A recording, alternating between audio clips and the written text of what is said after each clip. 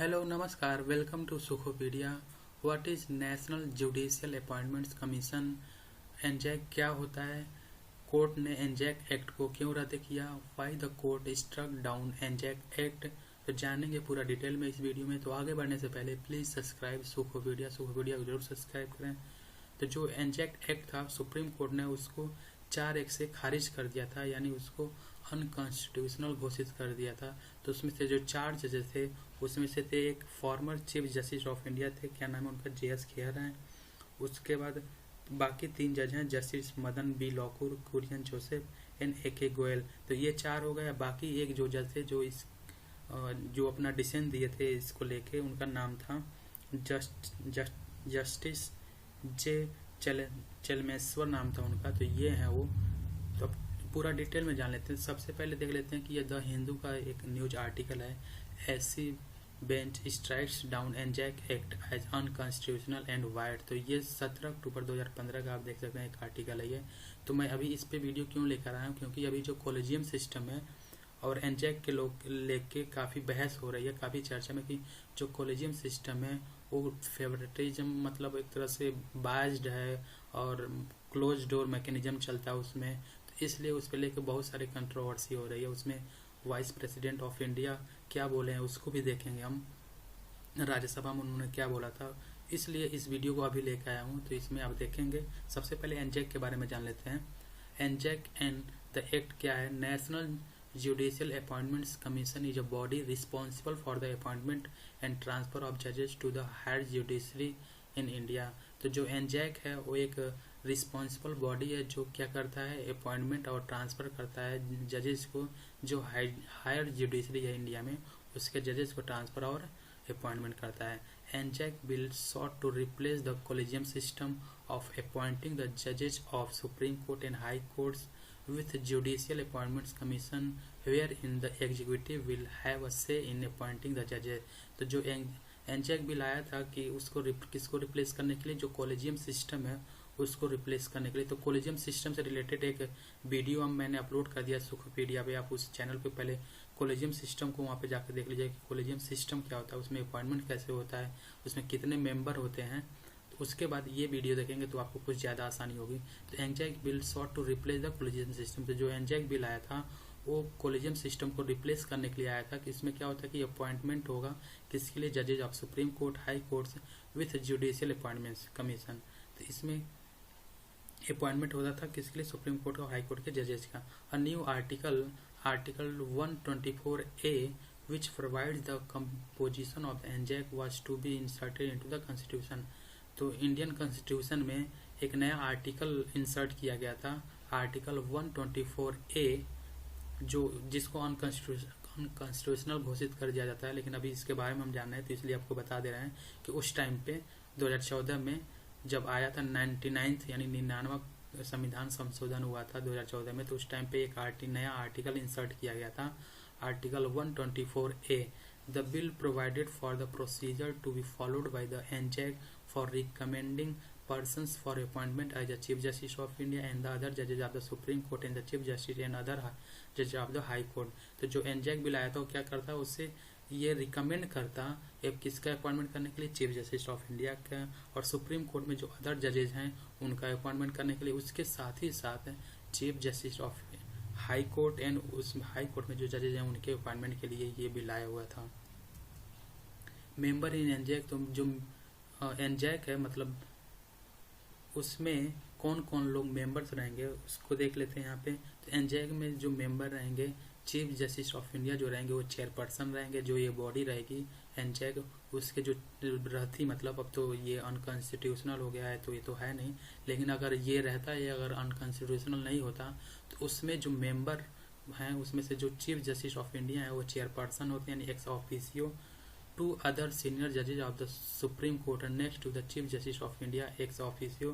तो supreme court में chief justice of India के अलावा जो सीनियर मोस्ट जज थे, जो उनके बाद के जो सीनियर मोस्ट जजेज हैं वो भी होते इसमें मेंबर में। तो यानी 3 मेंबर ये हो गए। तो union minister of law and justice, जो उस टाइम पे जो यूनियन मिनिस्टर रहते लॉ एंड जस्टिस के, वो भी उसमें एक मेंबर रहते। बाकी 2 एमिनेंट पर्सनालिटी अगर जो रहती है वो लोग उसमें मेंबर थे। इसमें टोटल कितने मेंबर हो जाते हैं, एक तो चीफ जस्टिस ऑफ इंडिया हो गए, बाकी 2 सीनियर मोस्ट जज 3 हो गए, और एक यूनियन मिनिस्टर 4, और बाकी 2 एमिनेंट पर्सनालिटीज यानी एमिनेंट पर्सनस रहते, तो 6 टोटल 6 मेंबर रहते हैं एनजैक में।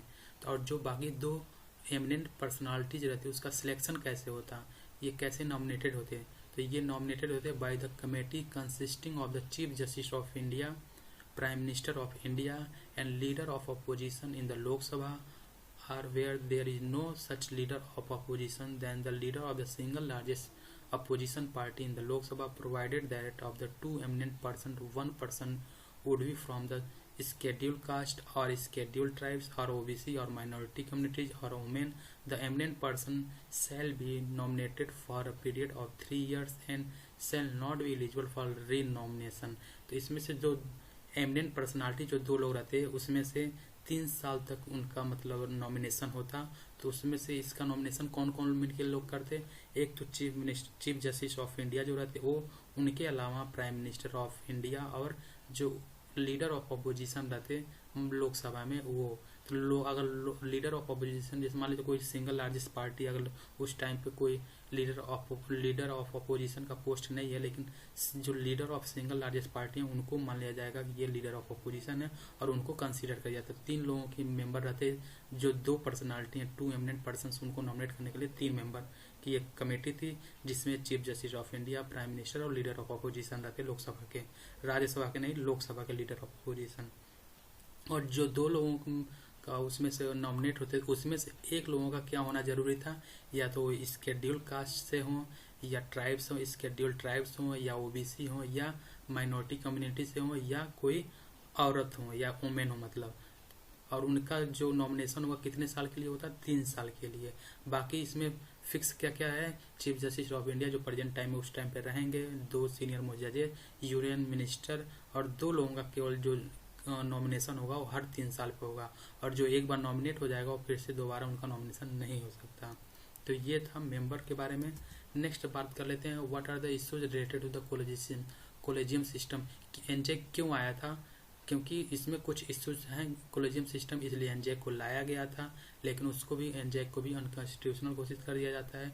तो क्या क्या थे, exclusion of executive, chances of favouritism and nepotism, against the principle of checks and balances, closed door mechanism, unequal representation issues थे। इसके वजह से एनजैक को लाया गया था। तो ये 5 इशू अगेन आपको बता देते हैं। पहला क्या है, कार्यपालिका का बहिष्करण यानी एक्सक्लूजन ऑफ एग्जीक्यूटिव। उसके बाद था chances of favouritism and nepotism यानी पक्षपात और भाई भतीजावाद की संभावना। और तीसरा था against the principle of checks and balances, नियंत्रण एवं संतुलन के सिद्धांत के विरुद्ध था। और चौथा था क्लोज डोर मैकेनिज्म था। और 5वां था अनइक्वल रिप्रेजेंटेशन यानी असमान प्रतिनिधित्व था। तो इसके वजह से एनजैक को लाया गया था, लेकिन एनजैक को क्या होता है, अनफॉर्चुनेटली उसको अनकॉन्स्टिट्यूशनल घोषित कर दिया जाता है।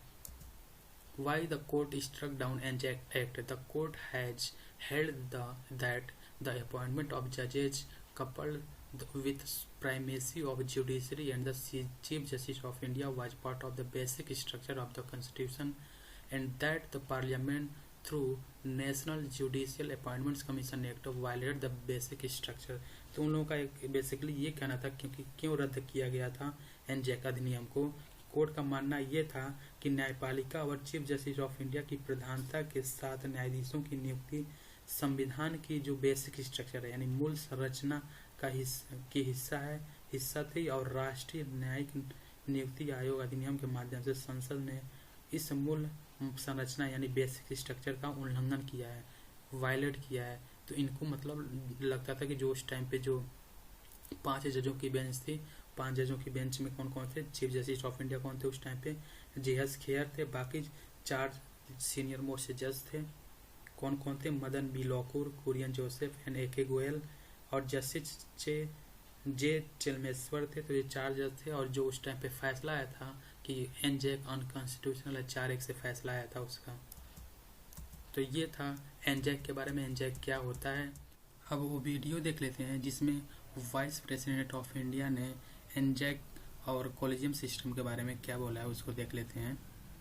ये वीडियो है, आप यहाँ पे देख सकते हैं।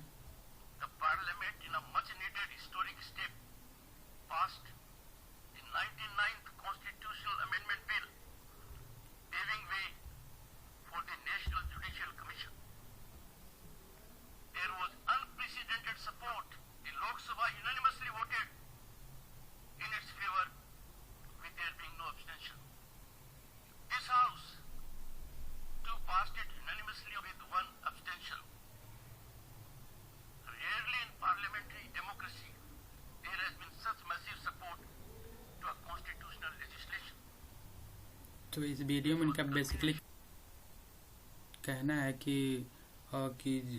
लोकसभा ने अनअपोज पास किया था और राज्यसभा में ये जो एनजेक बिल था बस एक ने अपोज किया था, बाकी सभी लोगों ने सपोर्ट किया था। तो लोकसभा में मतलब अनअपोज हुआ था और राज्यसभा में एक वोट केवल इसके अपोज में गया था। उसके बावजूद सुप्रीम कोर्ट ने इसको अनकॉन्स्टिट्यूशनल घोषित कर दिया था। इससे रिलेटेड इनका एक कमेंट था, इसको कंटिन्यू आप देख सकते हैं।